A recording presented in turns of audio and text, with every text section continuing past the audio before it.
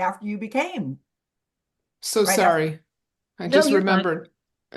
Okay, So I go ahead. am barely in the role of principal, barely, just that like sink or swim when you finally get there.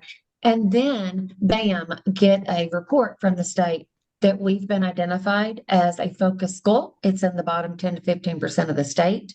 I called Jan Hasbrook and I'm like, oh my gosh, I've got this. And she said, you have to call Patty. Stop talking. She literally said, stop. Like, you don't even have to finish the sentence. You have to call Patty. Hung up, and I had Patty on the phone in less than a minute. It was about 30 seconds. And then, man, she came on site. It was a year-long partnership, years long. And we turned everything around in less than 3 years, all because of Patty. And it was such a blessing, too. As I look back now, what a blessing to meet Patty and get to work with Schools Cubed immediately as a first year principal and learn how to do it effectively from the very beginning. So, Thank you, yeah, Angie. you're Very, welcome. It's very so true. kind. And I So remember true. every single one of those things crystal clear. Yeah. So, Patty, do you want to add to any of that? uh, well, I do. I remember, I mean, what I'd like to add is that Angie was a stellar principal and she socked up anything that I gave her. If I said, do this, she would say, what do you mean? Tell me more. I want to know how I do that. And then what do I do then? And then what do I do then? So she just took it all in. And part of our structure is that we come back in a month. And of course, Angie had done everything I asked her to do or everything I suggested and more. So that's what Mhm. makes a great principal. One of the Thanks, things that make Patty. a great Thank you. principal. Absolutely. Yes, and I will second that to all of you, both of you. It's been a pleasure working with you back in the day. When my first year I retired, became a consultant, and that's how I met both of these ladies. And Donna, I remember something about you that I'd like to add. I Okay. remember going to, you and I had chatted, I don't remember what the circumstances, but before that, or when we met actually for the very first time, we went to lunch. Do you remember? And and Donna said, I'm going to start a Facebook page Yes. so that people learn about the science of reading. They should be learning this in college. So I remember that. I don't know if you remember that I conversation, but don't. you Yeah. said it right Well, there at look and lunch. look what happened. Look what happened. Thanks for sharing that. So we're going to start off. I want to talk about most books on literacy instruction are geared toward teachers. Why did you write this book for principals and district leaders on literacy? Either one of you can take that. Well, I know from all the work with Patty Montgomery, now the research that she shared with me, that this work in schools, transforming literacy for all, really rises and falls on leaders and on leadership. And we know that, and I'm sure Patty will share later, but we know that schools and districts need instructional leaders, leaders who can have an instructional focus and truly lead the work and transform instruction in the district and have a focus. And so the book goes into the importance of creating and sustaining systems and structures. And that is done by a building and district leader. Hmm. And so the book's really a how-to guide for how to do that. So we can't it's great for teachers to get the information and know what they need to do in the classrooms for literacy and to reach all students. But it honestly, I've learned it just does not happen if you don't have a building and district leader leading the work. Yeah, It's I'd like to add a absolutely little true. bit to that, and that is that, across the country, I mean, we all know, anybody who's on this knows how woeful reading outcomes are. And so the thought has been, well, we'll just we'll give teachers professional development in the science of reading, and Yep. that'll do it. But here's the thing. That's only one little piece. Angie and I illustrate in the book cogs on a wheel, and that was in the first book as well. But unless we have professional development in line and data analysis, all of those things in line, outcomes don't change. And creating a data analysis structure isn't on the back of a teacher, it's on the back of a principal. Having a schedule Mhm. where all students can receive intervention, that's not up to a teacher, that's up to the principal. So there's lots of things that are up to a principal to enact, not the teacher. And further, the items that we do in a science of reading, like data analysis, and interventions are drastically different in a science of reading world than they are in a balanced literacy world. So it's incumbent upon the principal to know how to do all of those things, not the teacher. Although the teacher needs to get good professional development as well.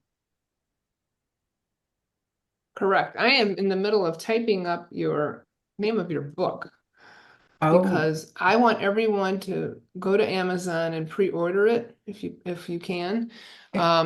It's called It's Possible, a Leadership Plan for Implementing Quality Reading Instruction and Ensuring Literacy for All. and you know what? We can put the link in and Yeah, that'd be great. I will. That'd be great. Okay, so you both talk about systems and structures, and for years I was like, okay, what is that? Give us some details about what that looks like in a school. Either one of you. Well, I always think of it as a house. A house has a structure around it, and then it's got lots of systems that are running behind the scenes. So a system is that collection of parts. In a house, it's all the different plumbing pieces that go behind the walls. In a school, and then the structure is it's that collection that makes people behave a certain way. So, as an example, if you have an urgency in order to increase literacy outcomes, that might be the structure that we want, an urgency to create literacy outcomes.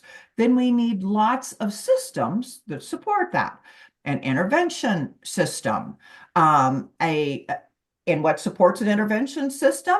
A good quality school schedule supports an urgency structure. So it's the pieces that go together to support the overall structure. So another one is collaboration. That's the structure that we need. So what are all those systems like data analysis, lesson planning, grade level planning that support the structure of collaboration? So professional development is another structure. In fact, all of the pieces in the book are really the structures, and within it, we talk about the systems that go into creating the structure. Angie, do you want to add to that? I'm just sitting here listening to it, and it's just beautiful. Like when you hear it all, and when you get those pieces in place, I just started thinking. I mean, it's like a well-oiled machine, and you can't have the collaboration if you aren't collaborating to review the data and look at data. And when you have data-based decision making, that's going to impact universal instruction. I mean, and then once these are set up, the systematic part of it is just continuous school improvement. I mean, they all work together, and I love to hear her talk about it. I love, I love to hear her talk about it because it just completely transforms the school. It really does. I've witnessed it. I will attest to It does. that. So Angie, not Angie, Patty, tell us Yes. about I'm going to say the name of your company, Schools Cubed. It didn't dawn on me where the cubed came from. Yes. So we all know we're not math majors, but we know cube means 3 to the third power. And so we need the science, we need the structure, and we need the systems. Isn't that just the most clever name for a company? Yes. Yeah. Yes. Schools Q does stand for System Structures in the Science of Reading, and it is all three of those things that create higher literacy outcomes for students. So, And so often, and I see this on the Facebook group and with teachers and with districts, they figure that, oh, we are going to get a new curriculum and that's going to be the answer. bingo. Right. Yep. And we know that's why they have failure, and they go, see, it didn't work. We'll go back to the old way, as if that worked. Right? So Yeah. it's really important that you do all three things in order to get results. Yeah. And that, Go ahead. No, you go, no, you Angie. go. No, Okay, no, go ahead. well, I was just going to say this, you're exactly right, Donna. If we don't get this right, Yes, yes. we'll all go Mhm. back to what it was, and everyone will say, Right. look, that didn't work either. There are 5 states, the last time I checked, could be 6 by now, that emphasize that principals get, or that have some piece of legislation that say principals need to have training in the science of reading. Oh my And gosh, that's yes. great. But what people are not understanding are, again, is that those systems and structures also need to be put in place. And they're entirely different systems and structures that need to Mhm. be implemented in a science of reading type approach to literacy than there are in a balanced literacy approach to literacy. And so if we don't get these principals trained up on what they need to be doing, we will go back because everyone will say it didn't work. So, Right, right. Angie, were you going to That add to was, that? I was just thinking, that's actually a fear of mine. And Patty and I've talked about this before Mhm. because I worry that when we say the science of reading, that people in their heads think buy new curriculum. But we didn't say that. We said the science of reading, the science the teachers need to implement in the room so that they know how students learn to read. My fear is that schools will do this out of compliance. Teachers need to be trained in science of reading. Check compliance. We did it. Right. And then, or they'll say purchase new reading curriculum. Check. We did it. And then, like we've mentioned a few minutes ago, they'll say, well, we tried that and it did not work. But if we do not get the message out to leaders, what the leadership role is in that building, then it's not going to happen. And I feel like they think too, I feel like there are educators that think they hear science of reading and think it's a one and done. What I get one 100%. speaker to come in, one and done. The teachers Yeah. then know what they need, and then it's okay, let them go. No, once they start that work, they're going to need coaching and support. They're going to need mentoring. The building leaders Mhm. are going to have to be in that room, see what's going on, give the feedback back to the teachers so that the growth can continue. So Yeah. I Yeah. feel that we've got to get this right. There's momentum behind it right now. Oh, and I desperately want us to get it right.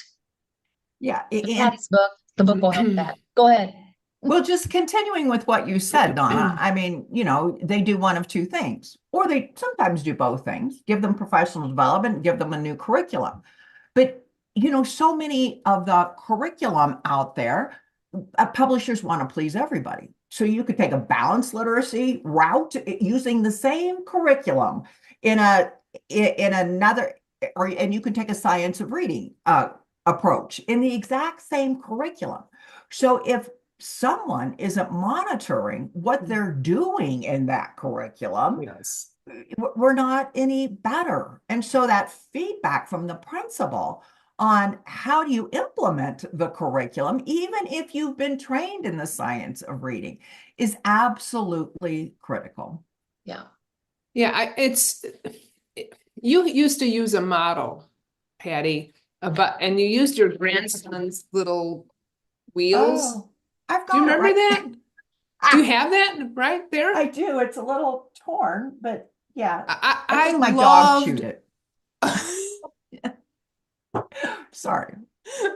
I just love that concept though, because I'll explain what it was. It was cogs. You know how cogs, if you turn one wheel, it turns the other. Well, that's exactly what this is all about. These systems are interrelated, and you can't do one without the other.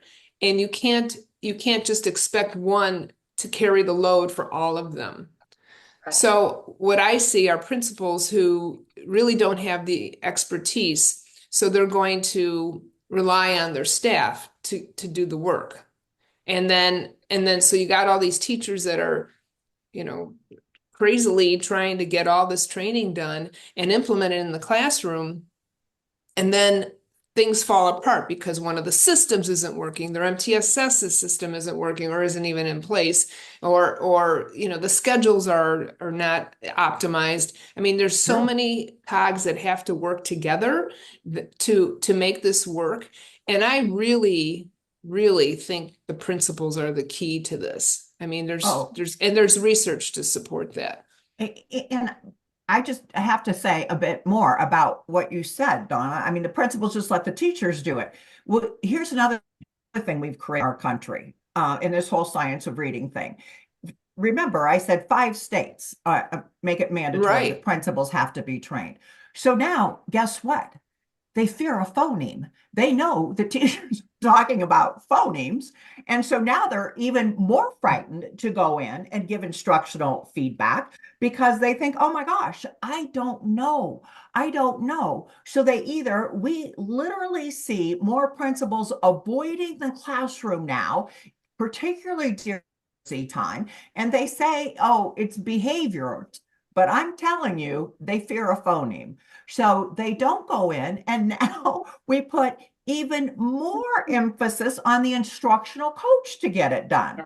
Well, that's another problem because the instructional coach isn't evaluative. And so the good teachers want instructional coaching, not the poor teachers. So we've created a system or systems in our schools, a structure that says, I'm not going to go in there. I'm afraid the instructional coach has to do it. And now 50% of my teachers are just getting worse and not better. Yeah. So we got to think Add to about that. this. Can I add to that, please? Absolutely. So I was the instructional coach in the district for 3.5 years, had done the science of reading training, had done differentiated instruction. We had Jan Hasbrook in there. I mean, and they knew all the pieces and components. One of the teachers that sat in all of those and gave me the best feedback was my best friend, Christy Kennedy, who we had been coworkers together, side by side rooms. And she had even come in my room and said, what are you doing in here? Because you're getting different results than I'm doing next door. She was passionate about every single bit of professional development that she had received for 3.5 years. I then moved back to the building with her where I had been a teacher out of the building for 4 years, come back. And I was stunned because these teachers were the ones who were my closest friends. I was stunned that they weren't doing the practices that we had talked about. And I finally went to Christy because she says everything like it is. And I knew she'd be honest with me. And I'm like, why are people not doing it? I just don't understand it. You said in the training, you said you loved it. It really changed your mind frame about instruction. Christy sat and thought, and she said, you know what? I honestly think it has to be. There's been no expectation to implement. And that Wow. was when I learned so much then from that. Teachers are waiting for the principals and leaders to do this. They need it. There had never been an expectation. And she said, when I really think about it, It's important. I think we took all Expectations. of those as suggestions. And it was a great presentation, Yeah. but and she said, I would go back on a few other things and I would start and do it. But then I would run into a question. And then I just immediately went right back to what I had done and what I knew. And so, I mean, there's an outcry, I think, from teachers that they need leaders who can step up. Because when they try this work, there will be questions.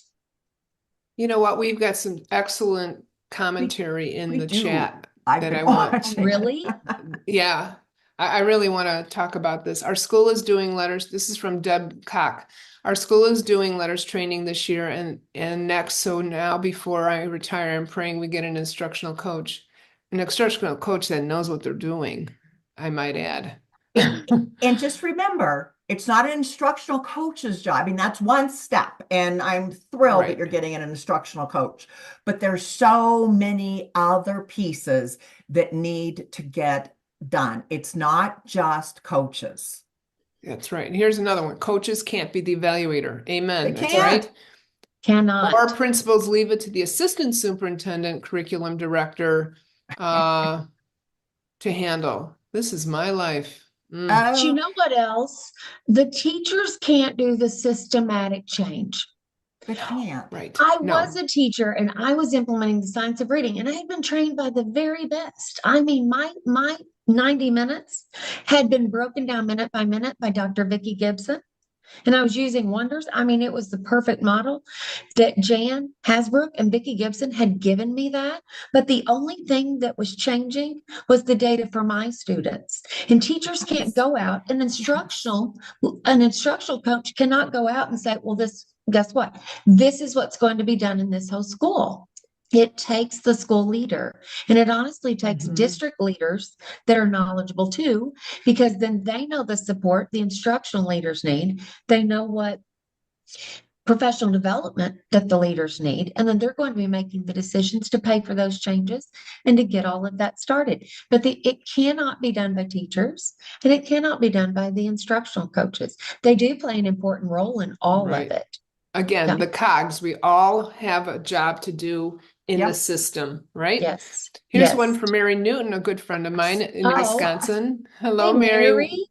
One of the biggest districts, Wisconsin's biggest districts, put everyone through letters and thinks they're done. This is the danger of starting this Yeah. journey without knowledgeable outside consultation. It is so It true. So I just saw Mary's other one. And it was, and what Yep. about state level leadership, lack of knowledge? And it's funny, I want to speak to that because when I was a principal, I used to say, oh, we've got to get all principals trained. Principals need to know these things. And then when I was at the district, I said, oh my gosh, my fellow district leaders need to know what to do. And then when I went to the state, Mary, I said, oh my gosh, everybody at the state level needs to do this and understand what they're doing. So, absolutely, we're not done until everyone understands not only the science of reading, but the systems and structures that need to change so dramatically from a balanced literacy approach to a science of reading approach. That's when we'll get this right. Mm-hmm. Country's at Okay. 34%. We're basically sitting at 34% proficiency. Right? We know 95% is possible. I remember when I first heard the 95, and I thought I heard it from Jan Hasbrook for the very first time. And I'm like, why doesn't everyone just do that? And that's where we're at. I mean, we know the formula. It's the systems and structures piece. That's what Yep. needs to be done in every school. It can be Mm-hmm. replicated in every single school, and we can fix the national epidemic problem. So, Yep. It's just, I've learned a lot in the last 5 years doing this Facebook group, and what I have learned is that this is such a massive undertaking of such magnitude. It's almost hard to fathom of how many schools and human beings are involved in this change. It's really hard. I mean, it's going to take decades to change this. I really believe that. Oh, I do too. And we can't let it go back in the meantime. No, It's got to no. be a continual momentum. So let's talk a little bit about transformational leadership. Mhm. Let's talk about that. Patty, what do Yeah. you think? Yes. So you don't So mention it in your book. Tell us why. yeah. Well, it gets a brief mention. It gets a brief mention with what's wrong with it.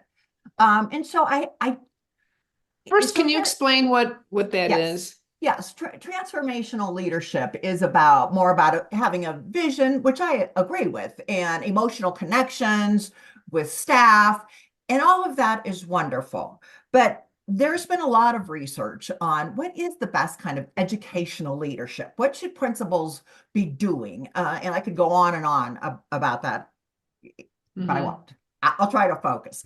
And so, too many schools, in fact, I get irritated because many of my fellow science of reading folks who promote leadership use a transformational model.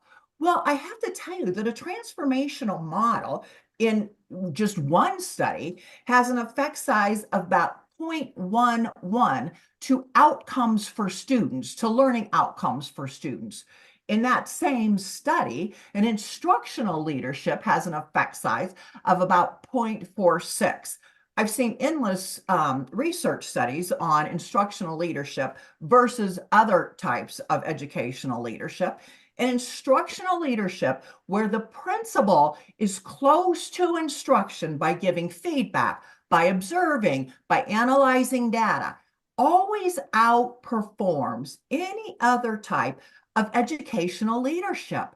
So when you see anyone from the science of reading touting transformational leadership, you know that they haven't dug into the research. I mean, so that's critical. We can't just say that the research needs to be about reading. No, the research also needs to be about what good principals do. And there's lots and lots of research out there. We don't need to be reinventing the wheel or loosey-goosey about this either. So anyway. When I found out from the state that our school had been identified as a focus school, I had, as a first year principal, was also going to get the first year principal leadership training model. But then I went into a separate program for all the people who were in the bottom 15%. The only thing I heard about leadership, all my training was transformational leadership. Now, and that was write a vision, write a mission statement, guiding beliefs. I did all of that work though with Pati Montgomery too. But the thing about it is, a vision's great and you need that for the school, but it doesn't stop there. So, for an example, I have been in a building that was coaching. I was in there to coach teachers, and their vision was on the wall with like the vinyl letters, beautiful. And I mentioned, oh, but I had a first year teacher by me. And I said, that is so beautiful. You know, do you guys talk about that? She's like, oh, yeah, like that's up there, but I forget what it even says. Okay, so it's so much more than that. But if I had only had the model of leadership training from the state, I would never, I don't believe we would have ever exited the focus school status. And we did it so quickly because of the systems and structures work. And there's a report out there that I found out from Pati that now I've done with case study with building leaders I've worked with. And it's the Wallace Foundation report. And there's a sentence in there that was a massive takeaway for me as a leader. It was that instructional leaders are having instructional conversations. They're in the rooms and they're having instructional conversations, not just saying, well, I am an instructional leader because I chose the instructional focus or I lined up science of reading training for the teachers. No, highly effective leaders are engaging in instructional conversations that are directly impacting either student or teacher knowledge or student achievement. That's what we need. Powerful. Oh, Pati, you're muted. Is your dog barking, Pati? He was, sorry. No worries. I got one too, but she's being quiet. She's cooperating.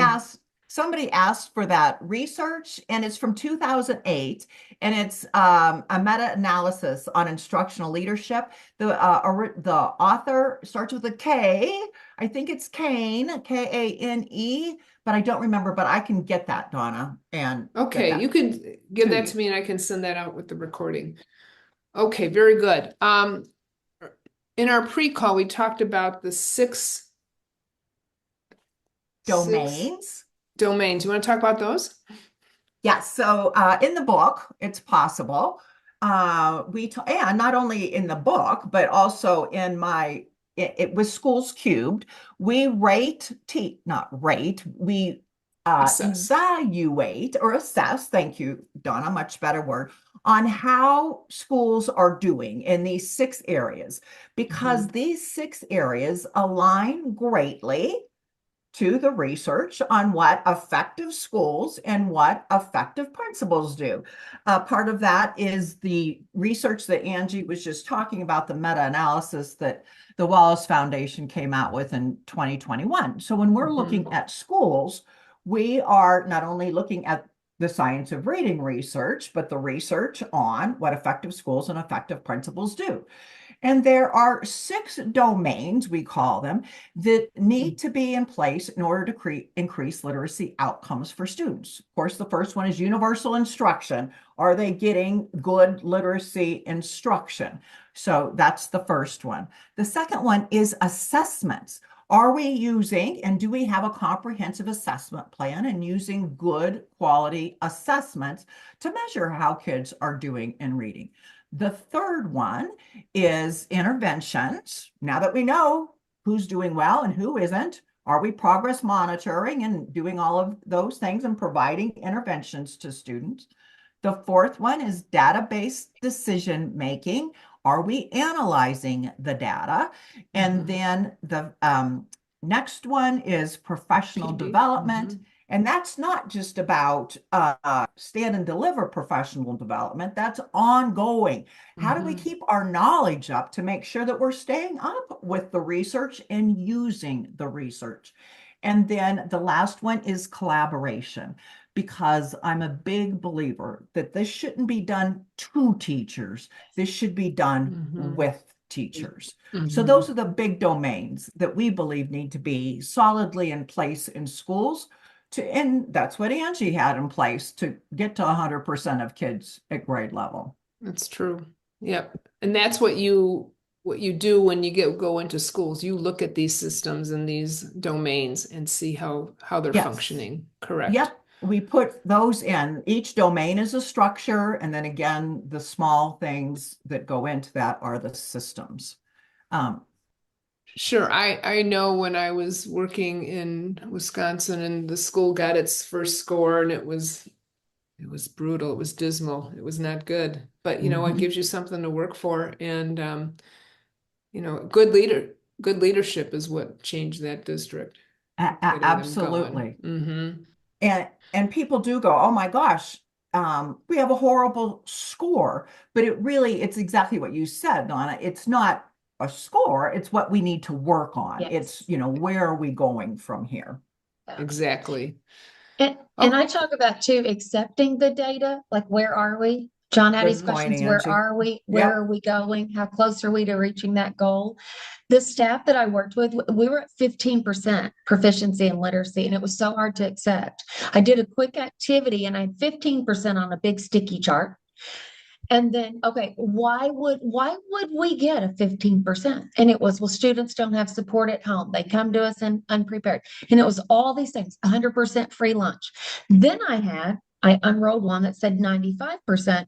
How would we get 95% if that truly is possible? Teachers would do this, teachers would do this, teachers would do this. I'm like, so wait a minute. 15 students have, 95 teachers have. It's the same. This one is because of our instruction. This one's because of our instruction. How are we reviewing data? So I like to say we have to radically accept the 10%, the 13%, the 25%, wherever we are, because we're not going to stay there. When you do this work, it is not going to stay there. Those numbers are going to continuously drive up higher and higher. But if we don't radically accept the 13 and the 15s, then we can't accept and own the 95. Yep. And I think, everyone needs to know they have onus in this. Every single person in that building, in that system, in that district is responsible for the results they're getting. You can't be finger pointing at 100%. It does say it's everyone's responsibility. It's everyone's responsibility. I want to go back because there was a question. I'm sorry, we're kind of backtracking here from Kathleen McCaffrey from New Hampshire. Thoughts on distributed leadership?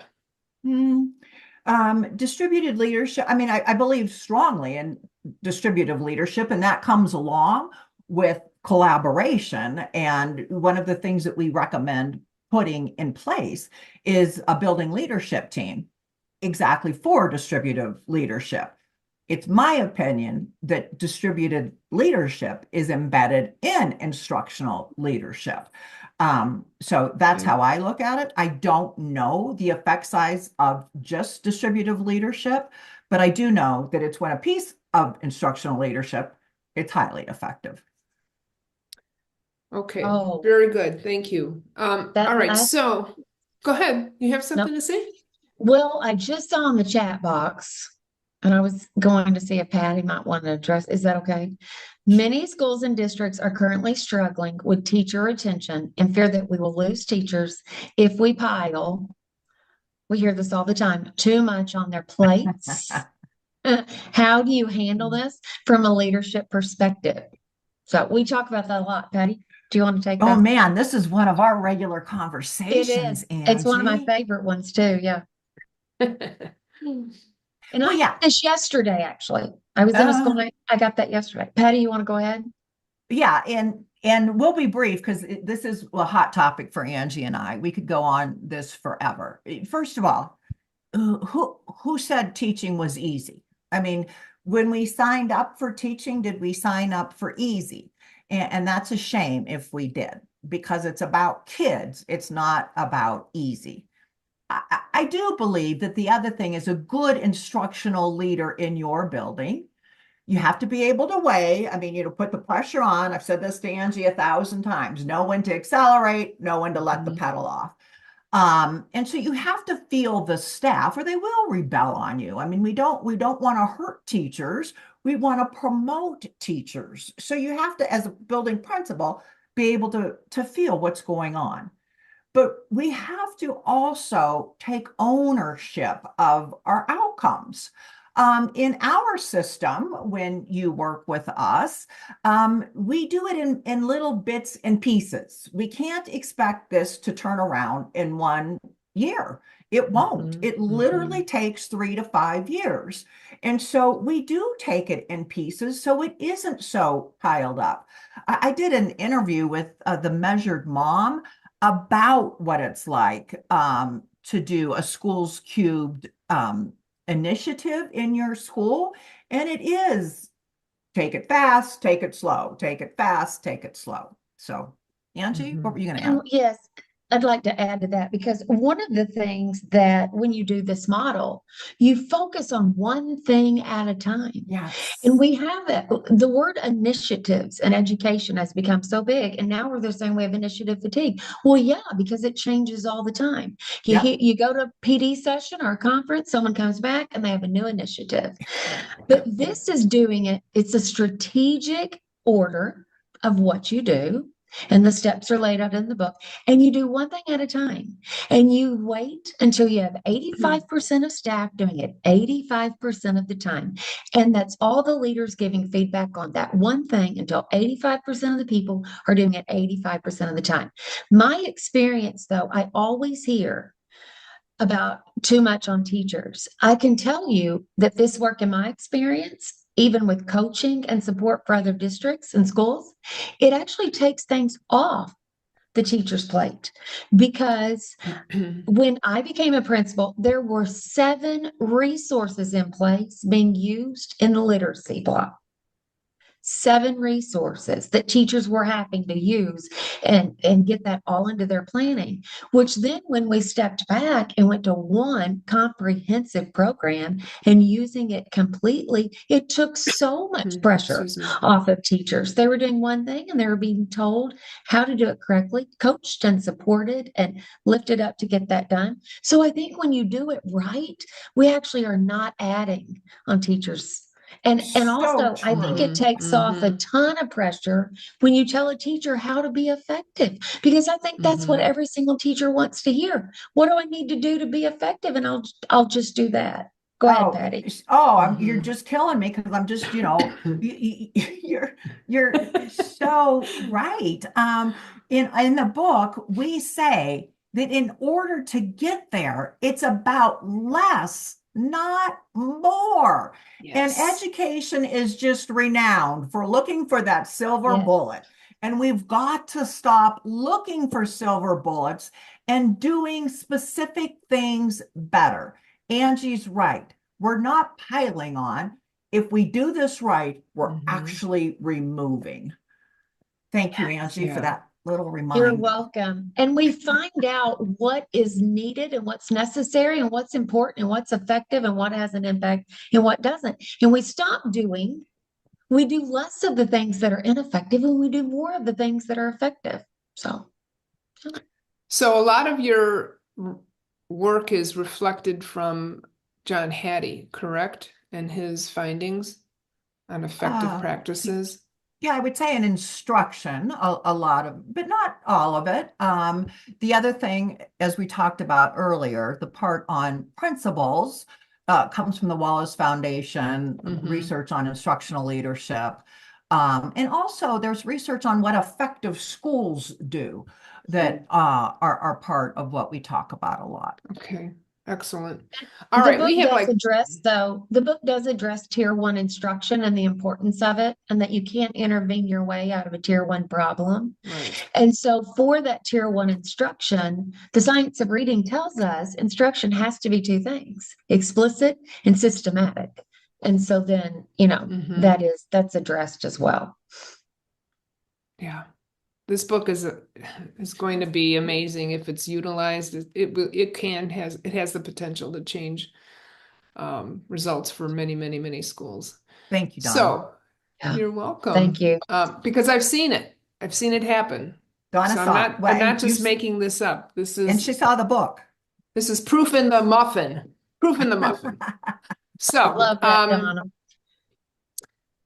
let's open it up to anyone who wants to ask questions, make comments, share your happy days, your sad days, anything you want to talk about. Yeah, questions. I'd love to have questions and Yes. answers.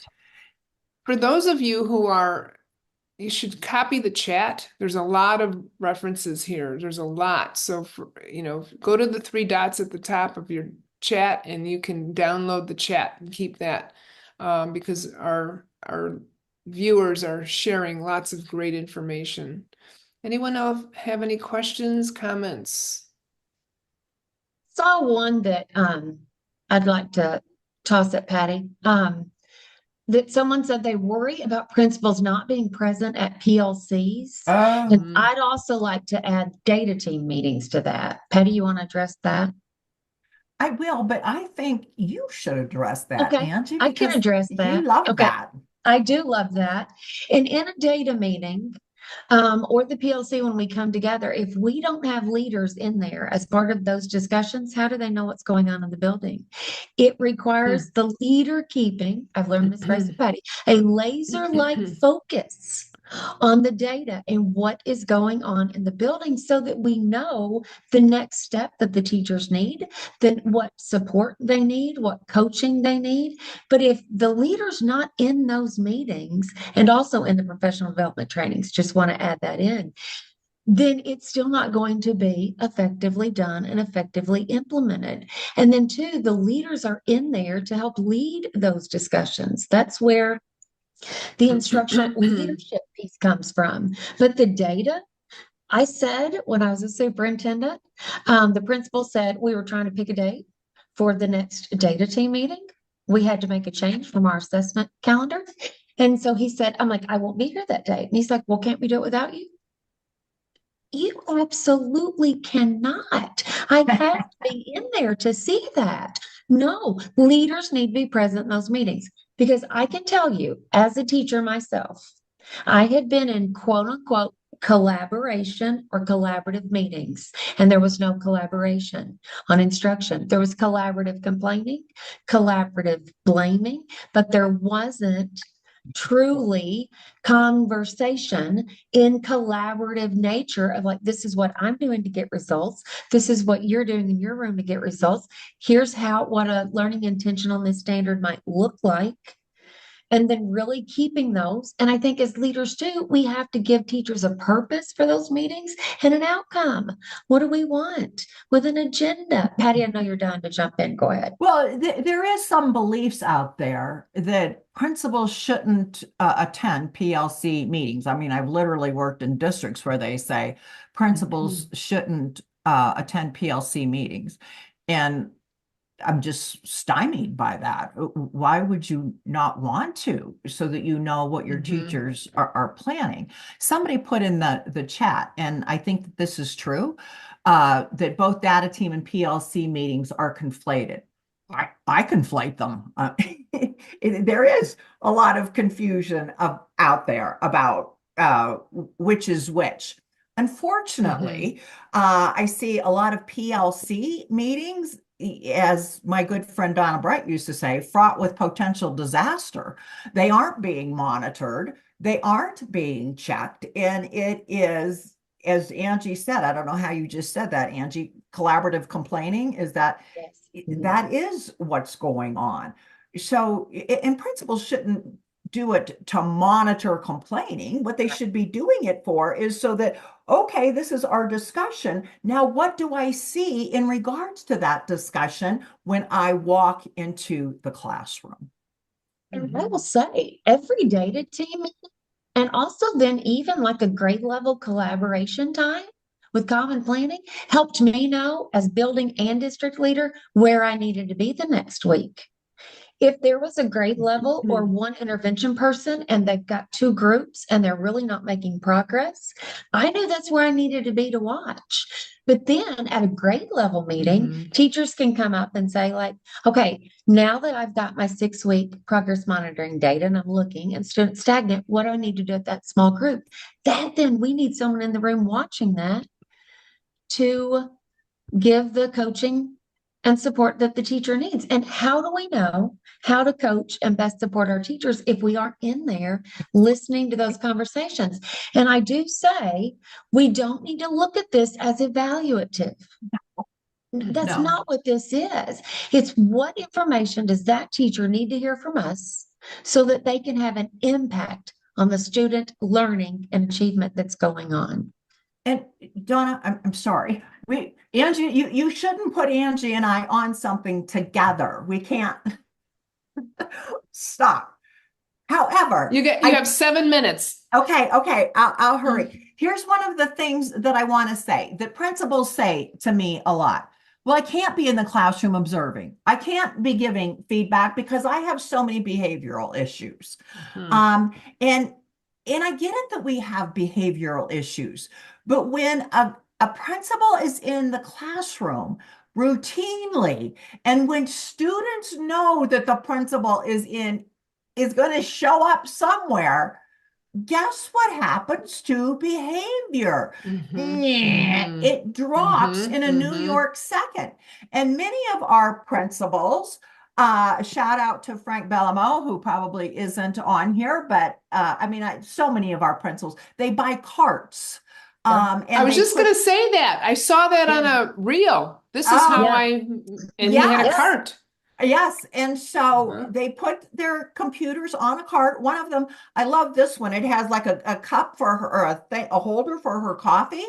And literally school day occurs on a cart. Emails are taken care of in the morning and in the afternoon. Kids see them all of the time. It's a totally different atmosphere. I honestly think that school districts need to be transforming, and their custodial staff, we need to have one person over 4 schools building custodial wise, and then the principal can stop worrying about that as well.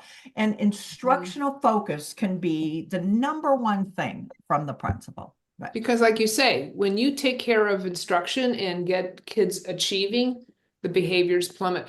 I know, Angie, you had data for that. Yes. So if you have explicit instruction going on, and I'm talking about, like, think of Dr. Anita Archer's explicit instruction with high engagement, students don't have time to misbehave. No. You'll still have some that you need to have a conversation with and go over the expectations for them. But when teachers are truly getting all students engaged, behavior rates start dropping.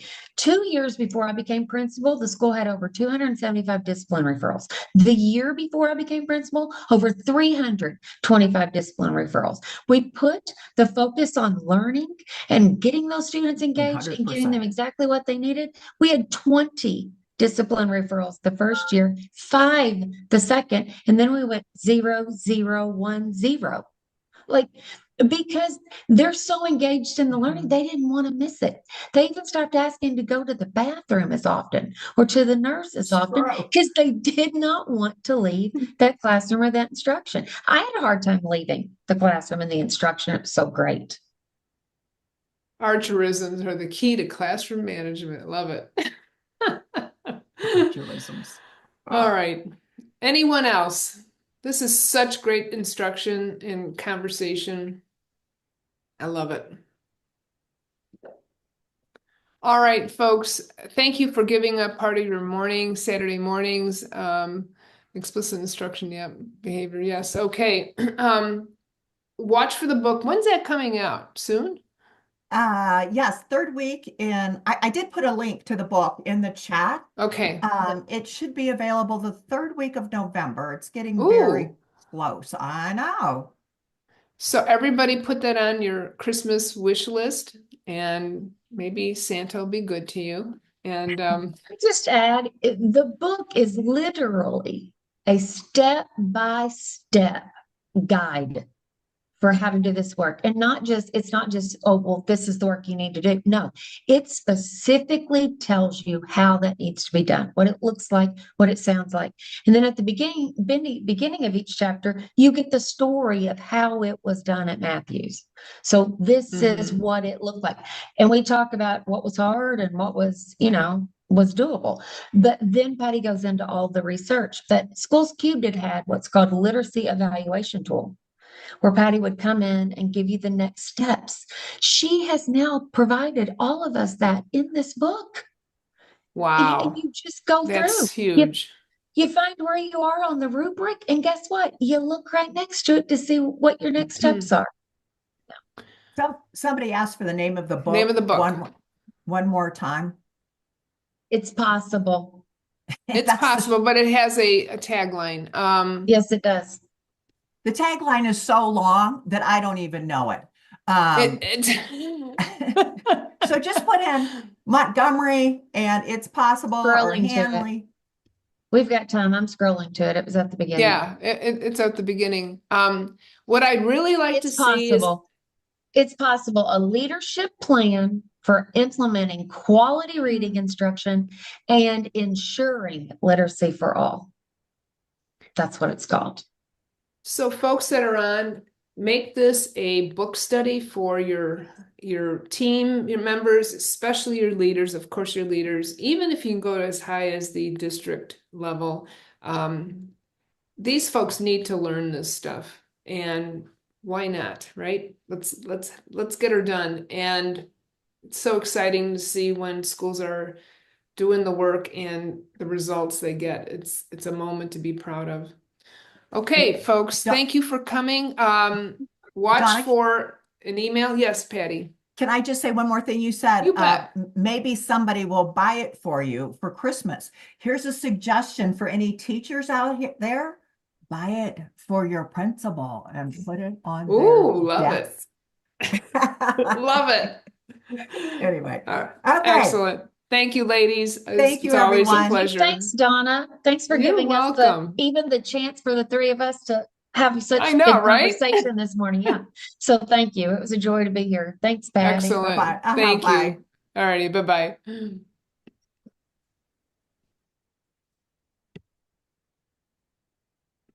Donna, how do I copy that whole chat? That was exciting. How do I do that? Okay, go to the top, look under chat.